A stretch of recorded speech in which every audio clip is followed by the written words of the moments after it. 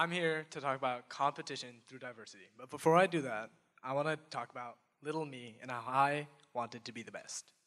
So in elementary school, we had the same 30 kids. Every year we had the same 30 kids. Some left, some stayed, but we had a teacher a year. And that was fantastic when it came to keeping the two friends I had, but it wasn't very good when it came to my effort. As long as I kept A's, I didn't really try because, well, I already knew I was worse than some people at some things, better than some people at some things, the best at Foursquare the world has seen. But other than that, I didn't need to try that much.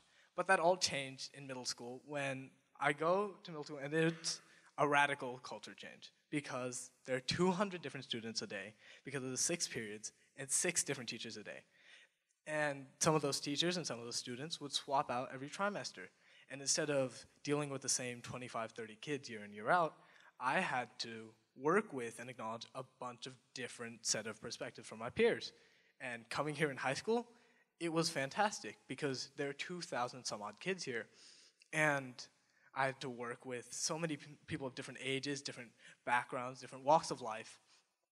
And just the other day, I was working on a science project, and we had to trace evolution between humans and monkeys, and I didn't get it for my life. I hate science. Sorry, guys. I shouldn't say that. And I had my lab partner come over and help me, and he helped me trace the time of it all, which isn't that interesting in and of itself, but my lab partner was a junior. I hadn't been put in that position where someone 2 years older than me could come over and help me out. And age changes a lot. That rotten cheese you might have left in the fridge a couple weeks ago, wait a little longer and it might become vintage. So time and age really matters. And I mean, I'm special and fantastic and all that, but what does this have to do with the bigger theme of diversity? Well, there have been studies done on diversity and affirmative action, things like that in Forbes and Yale. I want to talk about a study by Harvard Business Review, where they took educated people and they put them in simulated markets.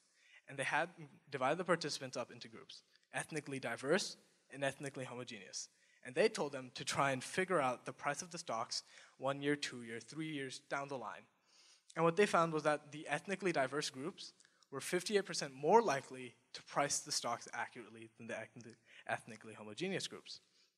Now, what the study authors hypothesized was that the ethnically homogeneous groups, they had the same methods of doing things. They had the same ideas, so they got to a solution faster. They didn't have to fight as much to get their way. That was fantastic, but they also had the same problems in their logic, same flaws, and no one was there to help point that out. Ethnically diverse groups, they had conflicting ideas, conflicting methods, and that helped them overcome each other's flaws and biases, and they could improve upon their ideas.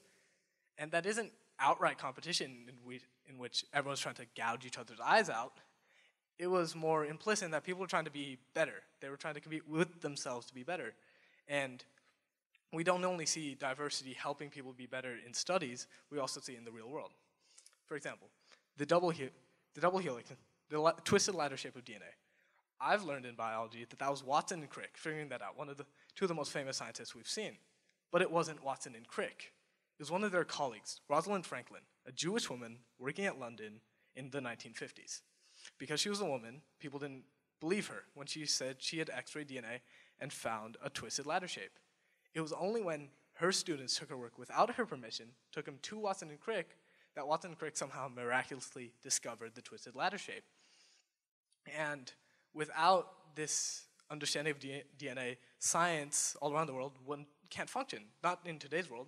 Biotech, for example. We edit the genome using biotech, and biotech is a $133 billion industry.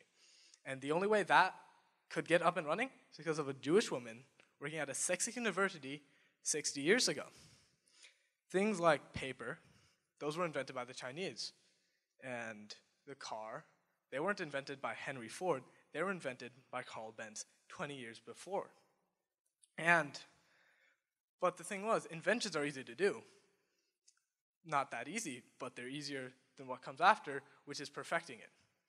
Carl Benz might have made the car, but it was Henry Ford who revolutionized how we do industry today. He created mass production, he popularized the car. And paper, the Chinese may have invented it, but the Islamic Empire took it, diffused it, and the Europeans made it better. And this is what diversity is about, using a new set of ideas and new perspectives in order to make the world a better place. Thank you.